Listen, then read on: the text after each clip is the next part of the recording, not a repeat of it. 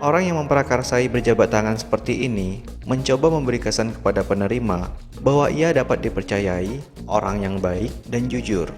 Sebaiknya jabat tangan seperti ini dilakukan dengan orang yang sudah dikenal dekat.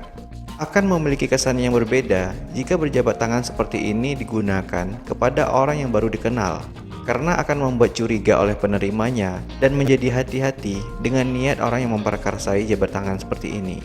Bahasa lainnya, ada udang di sebalik batu, atau ada maunya. Halo sobat, selamat datang di Penjajah Ilmu Channel. Buat kamu yang baru nonton dan tertarik dengan video channel ini, bantu like, share, dan subscribe ya.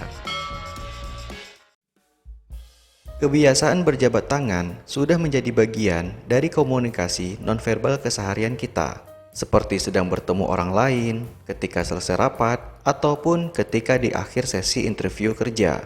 Tapi banyak di antara kamu yang tidak mengetahui arti tersirat ketika berjabat tangan. Berjabat tangan merupakan salah satu komunikasi nonverbal yang sering kita gunakan sehari-hari. Diperkirakan 60-65% kita menggunakan bahasa nonverbal atau dikenal dengan bahasa tubuh. Jadi, penting buat kamu mengerti tentang bahasa nonverbal. Salah satunya mengetahui arti jabat tangan. Dalam berjabat tangan, ada dua orang yang berinteraksi. Yang pertama, orang yang mengajak jabat tangan disebut inisiator atau orang yang memprakarsai. Yang kedua, orang yang diajak jabat tangan itu disebut receiver atau penerima. Dalam hal jabat tangan, ada beberapa jenis berjabat tangan beserta artinya. Yang pertama, dominant and submissive handshake. Berjabat tangan secara dominan ketika orang yang memprakarsai posisi tangannya di atas tangan penerima, seperti gambar ini. Artinya, orang itu sedang mengendali penerima atau menunjukkan dominasinya. Sebaliknya, tangan penerima yang di bawah dinamakan submissive handshake. Secara tidak langsung, dirinya menerima kendali oleh orang lain. Kedua jabat tangan tadi harus dilihat juga arah tenaga yang ditransmisikan, karena bisa jadi orang yang dominan mencoba sebaliknya. Yang kedua, glove or politician handshake. Jabat tangan seperti ini biasanya disebut dengan jabat tangan politis. Orang yang memprakarsai berjabat tangan seperti ini mencoba memberi kesan kepada penerima bahwa ia dapat dipercayai, orang yang baik dan jujur. Sebaiknya jabat tangan seperti ini dilakukan dengan orang yang sudah dikenal dekat. Akan memiliki kesan yang berbeda jika berjabat tangan seperti ini digunakan kepada orang yang baru dikenal, karena akan membuat curiga oleh penerimanya dan menjadi hati-hati dengan niat orang yang memprakarsai jabat tangan seperti ini. Bahasa lainnya, ada udang di sebalik batu, atau ada maunya. Yang ketiga, proper handshake. Artinya jabat tangan yang benar. Ketika dua orang memiliki status dan jabatan yang sama, atau salah satunya menyesuaikan dengan yang lainnya, hasil jabat tangan akan membentuk posisi vertikal.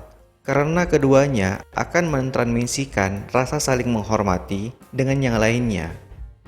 Yang keempat, dead or limp fish handshake. Jabat tangan ikan mati atau lemas. Ikan mati di sini adalah istilah saja. Jangan dibayangkan seseorang sedang memegang ikan ya. Jabat tangan seperti ini ditandai dengan salah satu orang dalam berjabat tangan, tangannya seperti ikan mati atau tidak berdaya. Hal ini menunjukkan perasaan lembut dan tenang, tapi berkaitan dengan karakter yang lemah dan mudah dikendali oleh orang lain. Yang kelima, knuckle grinder or bone crush handshakes. Atau jabat tangan menggenggam keras. Orang yang memprakarsai jabat tangan seperti ini menandakan ia agresif dan dominan kepada penerima jabat tangan. Kamu yang pernah mengalaminya sudah pasti tidak nyaman dengan seperti ini.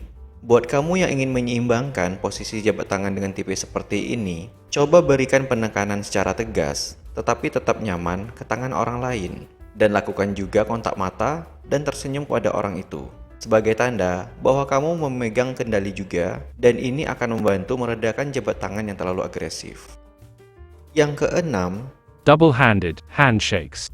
Atau jabat tangan dengan dua tangan. Berjabat tangan dengan dua tangan ada beberapa jenis, seperti berjabat tangan sambil memegang pergelangan tangan, memegang siku dan siku atas, serta memegang bahu. Orang yang memprakarsai berjabat tangan dengan dua tangan ingin menunjukkan kedekatan, ketulusan, dan kedalaman perasaan terhadap penerima. Dua hal yang perlu diperhatikan dalam berjabat tangan seperti ini. Yang pertama, Tangan kiri yang memperakarsai jabat tangan digunakan untuk mengkomunikasikan perasaan kepada penerima. Kedua, jangkauan tangan kiri yang memperakarsai terkait dengan jangkauan kepada si penerima, apakah di pergelangan tangan, di lengan, di siku, atau di bahu penerima. Jabat tangan dengan dua tangan yang memegang siku-siku lebih banyak mentransmisikan perasaan dibandingkan memegang pergelangan tangan dan memegang bahu. Pada umumnya, berjabat tangan seperti ini sebaiknya dilakukan kepada orang yang sudah dikenal dekat atau kerabat. Karena dalam berjabat tangan seperti ini, seseorang sudah masuk ke wilayah zona intim atau zona kedekatan.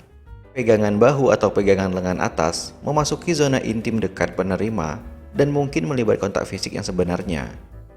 Jabat tangan seperti ini harus digunakan hanya di antara orang-orang yang mengalami ikatan emosional yang erat pada saat jabat tangan.